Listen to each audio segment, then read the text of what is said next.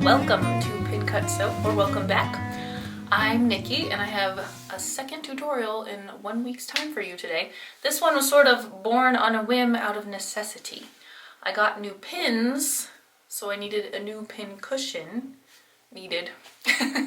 No, really, I just realized that I've had these pins, these old guys, since I started teaching sewing classes. I've lived in, that was 4 states ago. So I was starting to feel like it was time for these old pins to go. They were sort of hard to put into things anymore. I think they're just getting dull. A lot of them are bent, so pins might be something I need to think about replacing more often than every 8 years. I don't know, especially with the heavy use that they got during those years I was teaching. So after doing a lot of research, I went with these. They're called magic pins. They come in a few different sizes though. And so I decided I needed a new pin cushion because I have a really large throat plate on my new sewing machine. And I end up just like sliding the pins out and leaving them on my throat plate. So I wanted a pin cushion small enough to just keep right here in front of my machine on the little ledge. So I came up with this small pyramid design. There's another reason I have the pyramid design, which I'll tell you in a minute. So I made a small one and then I made a bigger one because this one can go next to my machine. It can go on my cutting table. I like to have multiple pin cushions.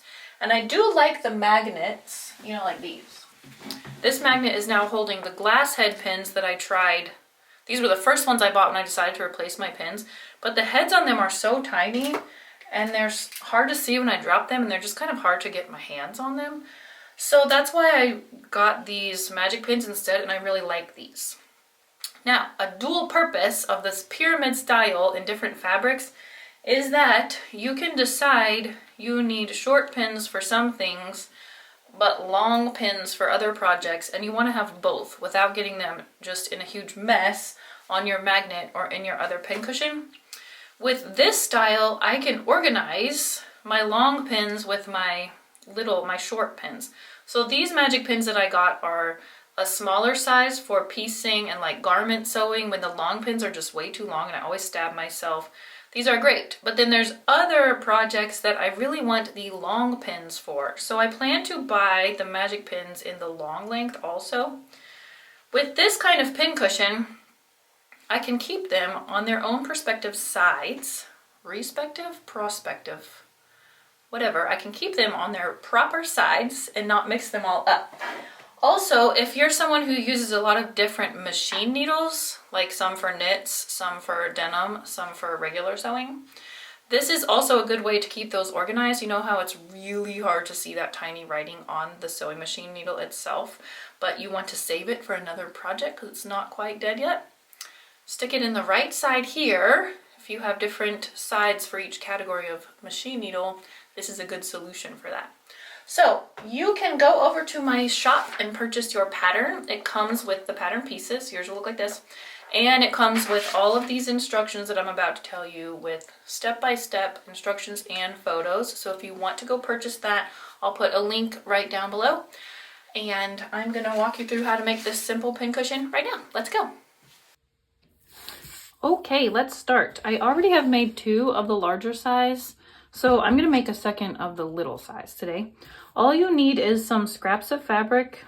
These scraps can be pretty darn small, especially if you're using a different fabric for each side. So this is a very scrap-friendly project. And then of course you need the pattern.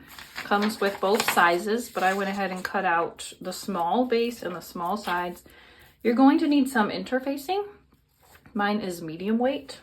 And then you're going to need, this is optional, but I think it's cute, a little tag or a ribbon or something to put in as kind of a little handle and just to add some cuteness. I got these little leather ones at Hobby Lobby, but this was my favorite one and that was the last one. So I'm going to use this cool measuring tape, twill tape today. And then some rice to weight the bottom of it down. If you don't weight a pin cushion down, then sometimes as you're sticking a pin in it, you know, it kind of scoots away from you. This prevents that from happening. Beanbag filling is also an option. So have that on hand too. Okay, I'm gonna go ahead and cut a base out. You're gonna cut 1 base and 4 sides out of fabrics and interfacing. I have this really fun, see, it's like pattern drafting fabric. It was just a fat quarter, I think from Hobby Lobby. I'm gonna make 2 sides out of this fabric and 2 sides out of this one. All right, next I'm gonna cut my interfacing. I have some scraps I can use.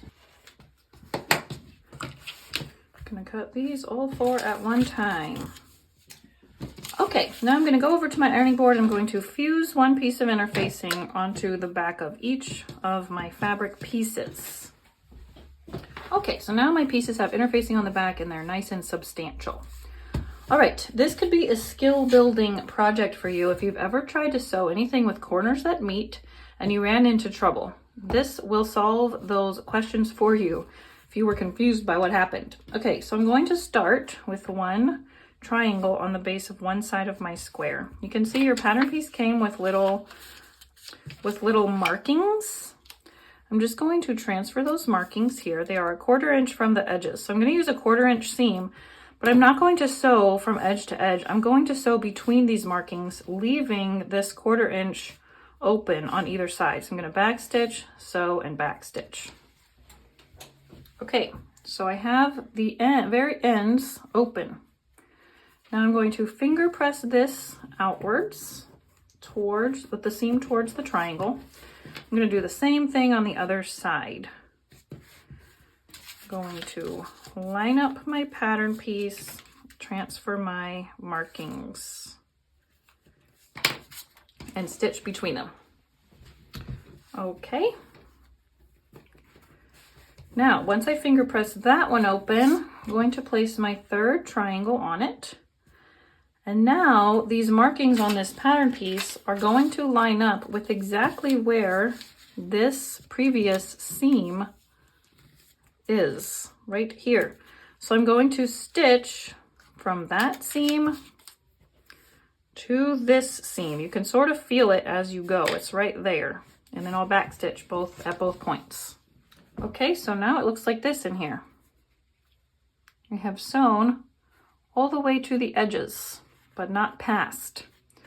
So now I'll finger press that one out and also the last one on. If you accidentally sew a stitch or two too far, that's okay. As long as you backstitch, just take your seam ripper, and if you see an extra stitch here that's on the previous triangle, just take it right out of there.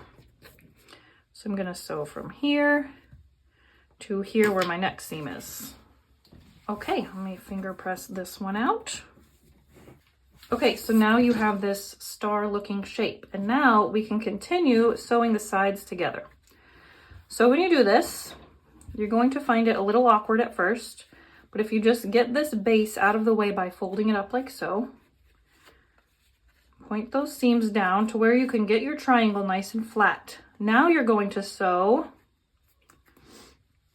from this point you already marked, it's exactly where this seam line ends, the previous seam. And then you're going to sew until you're marking on your triangle piece. And then the very tip of it will stay open. So make sure your base is folded out of the way. Your seams are pointing down so your triangle is nice and flat. Okay, so I've sewn my first 2 triangles together. Thread on me. Okay, I'm going to move on to the next adjacent triangle. I think the word is adjacent. And I'm going to, again, squish this base out of the way until my triangle is flat. And now I'm going to sew from this dot, where my seam line already ends. I'm going to move up towards this dot, fold this previous triangle out of the way, and I'm going to run my stitching right into where my previous line ends. So you can see right here the stitches. That's where the dot is. I'm going to stop sewing there. Okay, now I have these corners are still all loose, and that's what you want. I'm going to sew my 3rd seam. This is the one I'm going to stick my ribbon into. So fold my base out of the way. Stick a pin here. And then fold my other triangles out of the way. Line her up. Might be easier to go from this side because I can see my previous stitching. Stick a pin there at the top So I'm going to start sewing at my dot and stitch all the way down to my next dot, keeping my base out of the way and my seams folded downward. But now I'm going to put my little piece of ribbon inside. I don't want it to be quite that long. I'm just going to stick it right in here like this and place a pin. Okay, this is the last seam. You can see my ribbon is nicely tucked in there. Now for this one, we want to leave an opening for turning. So if you have sewn where you're supposed to have sewn, you will be stitching right where all these points come together right here. And then you're going to leave a gap in order to turn it right side out. And then you're going to continue sewing to this dot over here with the base out of the way. All right, my little pyramid is complete. Now I'm going to trim a little bit all of the corners, making sure I'm not clipping through any stitches. I'm going to do this on all 4 corners just to reduce bulk a tiny bit when we turn it.